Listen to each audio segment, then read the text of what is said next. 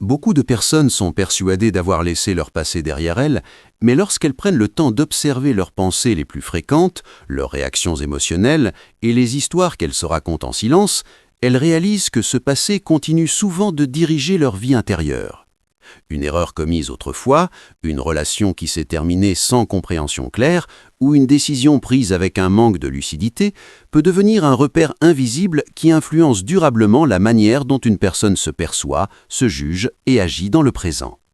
La philosophie stoïcienne commence précisément par remettre en question cette illusion, non pas en cherchant à consoler, mais en rétablissant une vérité fondamentale. Le passé n'existe plus comme réalité vivante, il ne peut plus agir, il ne peut plus intervenir, et s'il continue à provoquer de la souffrance, c'est uniquement parce que l'esprit lui accorde encore une place active dans l'instant présent. Cette vidéo n'a pas pour but d'effacer les souvenirs, ni de nier la douleur de ce qui a été vécu, mais d'aider à comprendre pourquoi l'esprit s'accroche à ce qui ne peut plus être changé et comment il est possible de se libérer de cette emprise sans devenir froid, indifférent ou détaché de la vie.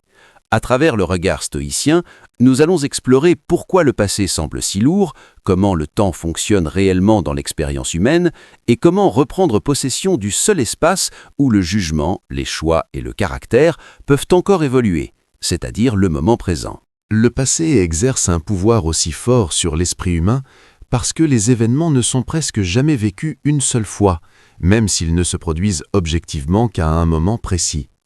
Lorsqu'un événement marquant survient, le corps réagit immédiatement, mais l'esprit, lui, conserve la capacité de revenir indéfiniment sur cette expérience, de la reconstruire mentalement et surtout de réactiver les émotions qui y étaient associées, donnant ainsi l'impression que l'événement est encore en cours. Du point de vue stoïcien, ce phénomène n'est pas causé par l'événement lui-même, mais par le jugement que l'esprit continue de lui attribuer, souvent de manière automatique et inconsciente. Épictète enseignait que les faits extérieurs sont neutres par nature, et que ce sont nos interprétations qui créent le trouble intérieur, ce qui signifie que le passé, en tant que tel, est fondamentalement impuissant tant que nous cessons de lui accorder une autorité émotionnelle. Lorsqu'un souvenir douloureux refait surface, l'esprit ne l'observe pas comme une simple information appartenant à l'histoire personnelle, mais le revit émotionnellement, comme si une faute ou une menace était encore présente.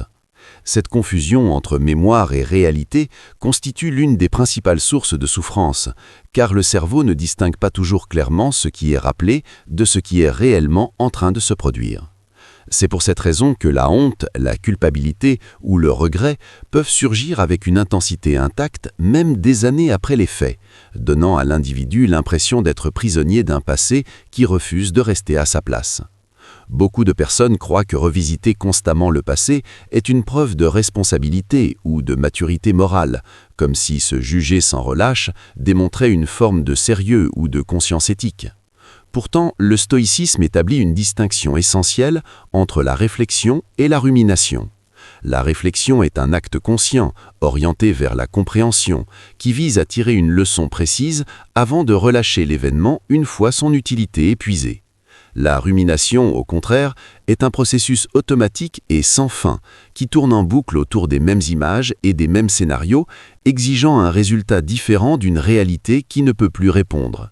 Marc Aurèle mettait en garde contre cette habitude en rappelant que l'âme prend la couleur de ses pensées, ce qui signifie qu'un esprit constamment tourné vers des souvenirs douloureux finit par construire un monde intérieur dominé par le regret plutôt que par la lucidité. Une autre raison pour laquelle le passé semble exercer une telle emprise réside dans la manière dont les individus confondent souvent mémoire et identité. Beaucoup se définissent à partir de ce qu'ils ont fait, raté ou perdu, adoptant des étiquettes qui figent leur perception d'eux-mêmes dans une version ancienne et incomplète. Le stoïcisme remet profondément en question cette vision en affirmant que l'identité n'est pas un objet figé conservé dans le souvenir, mais un processus vivant, façonné par les jugements et les actions du présent. La personne que vous étiez à l'époque agissait avec des connaissances limitées, des émotions différentes et des contraintes spécifiques, et juger votre présent à partir de ces limites passées revient à demander à votre esprit actuel de répondre de conditions qui n'existent plus. Le passé gagne également en influence lorsque l'on attend de lui ce qu'il ne peut offrir, comme une forme de clôture émotionnelle, de pardon ou de validation. Beaucoup rejouent sans cesse les mêmes scènes en espérant qu'une compréhension plus profonde apportera enfin un apaisement durable. Alors que le stoïcisme enseigne que la clôture n'est pas donnée par le passé, mais décidée dans le présent. L'acceptation ne signifie pas approuver ce qui s'est produit, mais reconnaître la réalité sans résistance, car c'est précisément la résistance qui maintient la souffrance active. Tant que l'esprit insiste pour que le passé ait été différent, il reste enfermé dans un conflit intérieur avec quelque chose qui ne peut plus changer.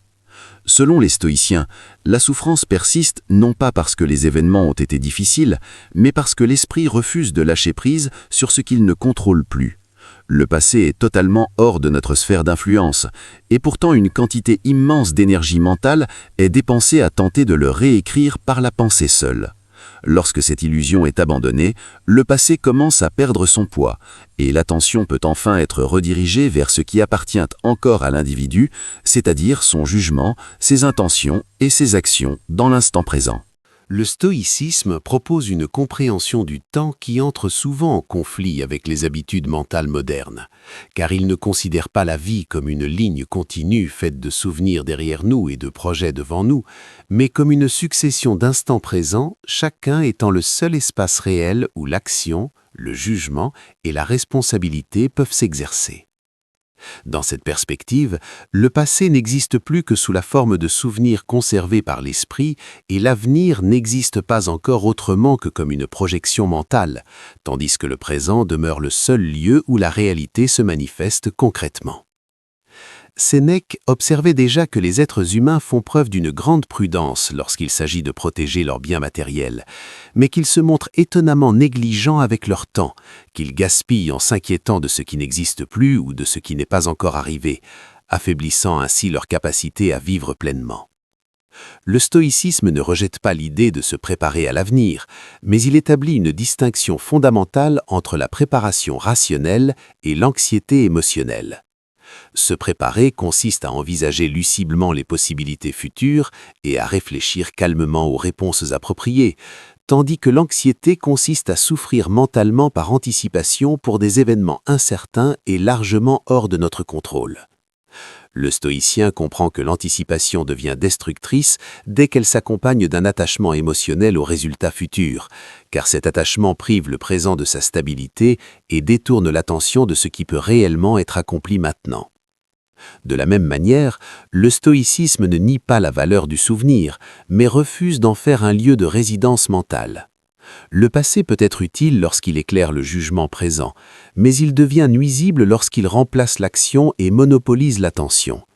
Marc Aurèle se rappelait chaque jour que tout ce qui existe est transitoire, qu'il s'agisse de la douleur, du succès, de la reconnaissance ou même de la vie elle-même, non pour cultiver une vision pessimiste, mais pour rester aligné avec la réalité telle qu'elle est. Cette conscience de l'impermanence ne rend pas l'existence plus froide, mais plus lucide, car ce qui est reconnu comme temporaire est vécu avec plus de présence et moins d'attachement excessif. Vivre dans le présent, selon le stoïcisme, ne signifie pas rechercher le plaisir immédiat ni ignorer les conséquences de ses actes, mais discipliner son attention afin qu'elle reste ancrée dans ce qui est réel plutôt que dans des scénarios mentaux nourris par le regret ou la peur. Chaque fois que l'esprit s'égare dans le passé ou dans l'avenir, il s'éloigne de la clarté nécessaire à l'action juste.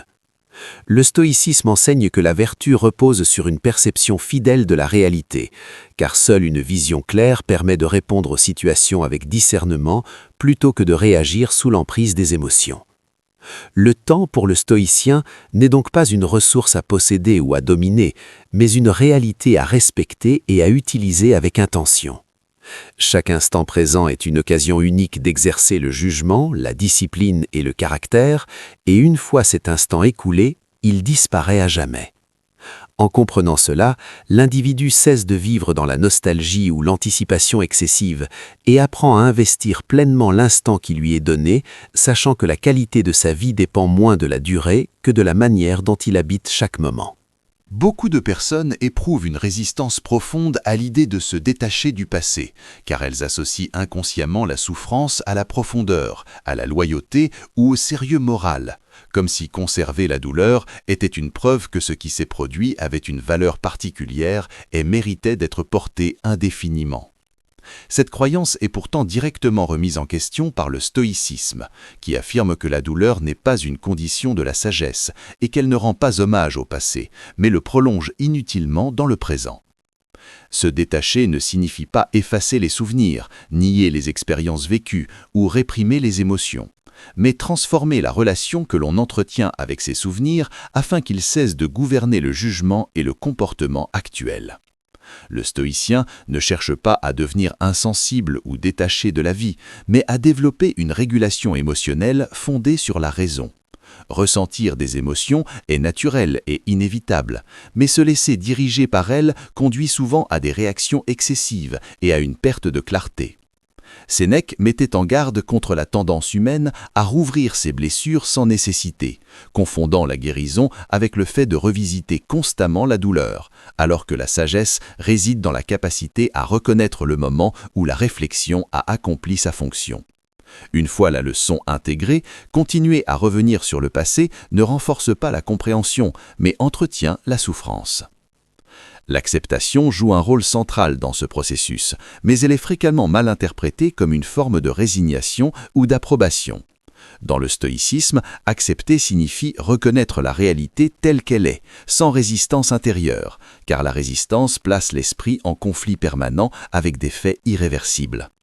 Tant que l'individu insiste pour que le passé ait été différent, il reste psychologiquement attaché à ce passé, enfermé dans un dialogue intérieur sans issue.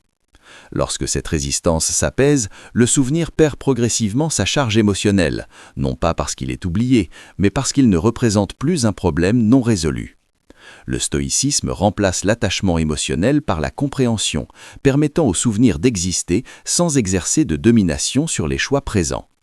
Au lieu de se définir par ce qui a été fait ou subi, l'individu apprend à se définir par sa capacité actuelle à juger et à agir avec justesse. Ce changement de perspective est fondamental, car il transforme l'expérience passée en source de lucidité plutôt qu'en source de honte ou de culpabilité. Le passé devient alors un élément du parcours, et non une identité figée. Beaucoup craignent que le détachement affaiblisse la vigilance morale, comme si la douleur était nécessaire pour éviter de répéter les mêmes erreurs. Le stoïcisme répond à cette crainte en rappelant que la sagesse naît de la clarté et non de l'autopunition. Un esprit calme et présent est bien plus apte à discerner correctement qu'un esprit encombré par le remords. En se détachant du passé, le stoïcien ne devient pas négligent, mais plus attentif, car son énergie mentale n'est plus dispersée entre ce qui fut et ce qui est. Se détacher du passé est donc un acte de discipline intérieure et de maturité, et non un renoncement à la profondeur humaine. C'est la décision consciente de cesser de mesurer le présent à l'aune d'un passé immuable et de s'engager pleinement dans l'instant où la vie continue de se déployer. Par ce détachement, l'individu ne perd pas en sensibilité, mais gagne en stabilité, en responsabilité et en capacité à répondre à la réalité avec discernement plutôt que de réagir sous l'emprise de souvenirs anciens.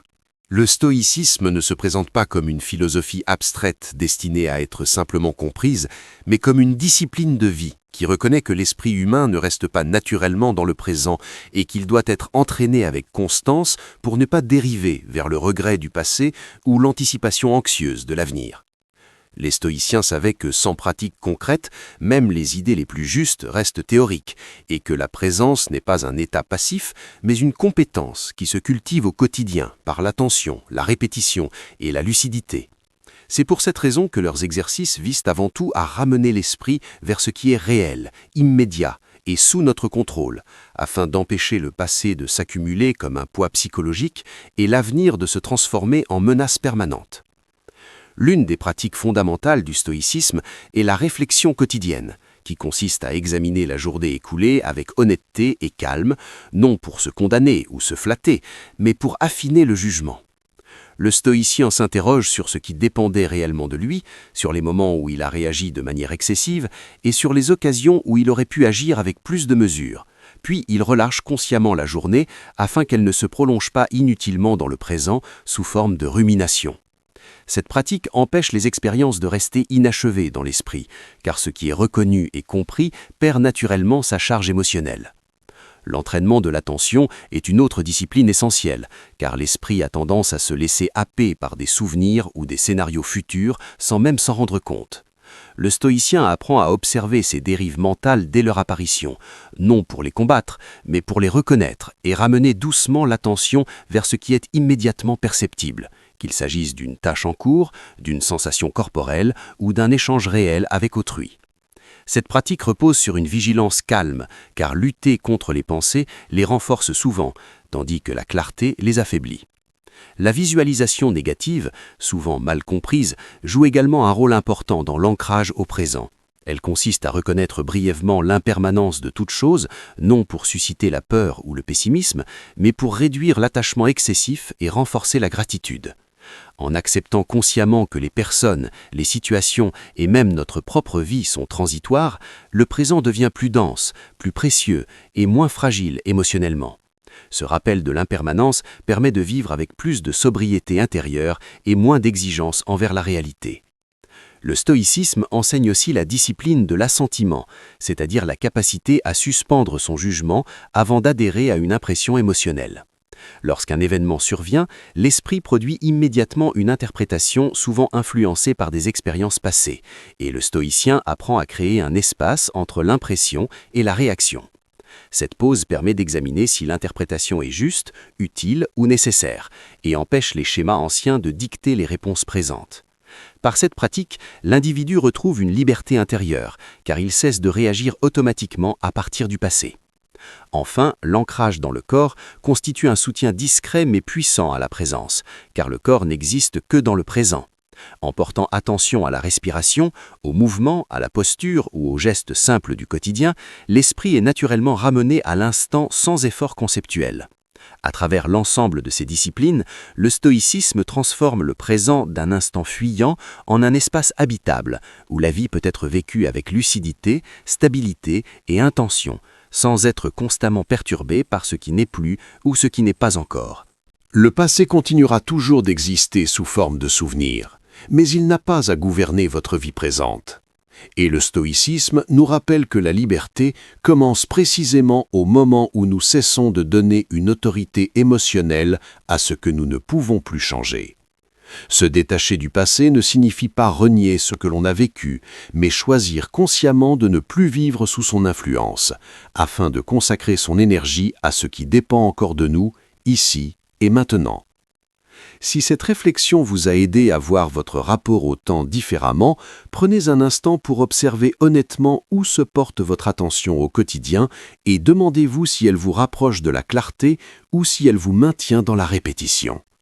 Si vous souhaitez continuer à explorer la philosophie stoïcienne comme un outil de stabilité intérieure, de discipline mentale et de lucidité face aux défis de la vie, abonnez-vous à la chaîne et poursuivez ce chemin avec nous. Chaque vidéo est pensée pour aider l'esprit à se libérer du superflu et à se concentrer sur l'essentiel. Partagez en commentaire ce que vous êtes prêt à laisser derrière vous et souvenez-vous que la sagesse ne se pratique ni hier ni demain, mais uniquement dans l'instant que vous vivez maintenant.